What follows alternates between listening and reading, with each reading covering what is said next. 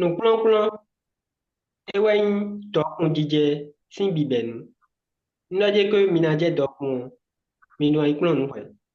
Nous dit que mina do la me do kandio mina iklon nous indo mina inde valide ho mina iklon mi si tun ne ba mi tun fie mi kwe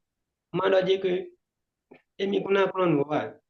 nous plan ewen biben no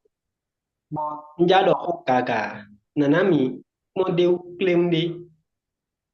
mi do na tun information c'est que mi do an tun quoi pour une mi de tien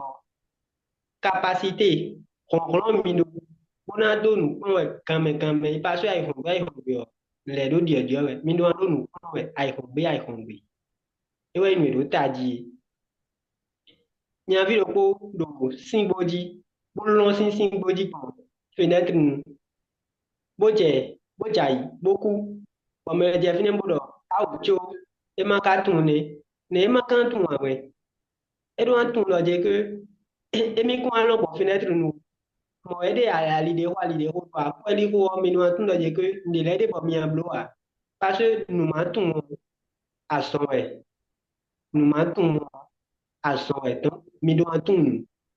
mi do an to kan ba tun mi ja do la me do kan di yo mi do an tun de mi ablo si mi tun ya AVC ya e do AVC yo ta we do ko do AVC bo di bla ko bo le bo akan yo sin ko ne nu e so blo rugby de ai tun bi livre de so ko be ko a la me na no kan di wa a support na blo a du te na du blem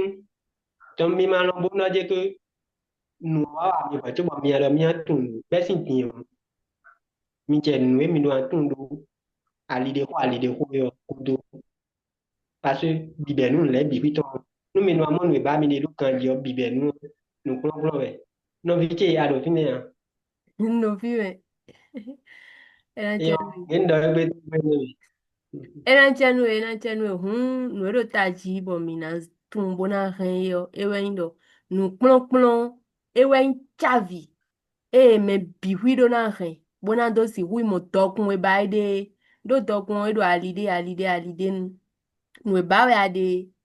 no e ana plon do no mo kotonji bona tun no deji bona do si huwa imo no mo koton video egbeton ne mina zero claim memo na chenu mi bona chenu do kuro po mi ton le mi bo abone mi de bonu mi ni do ihwe funu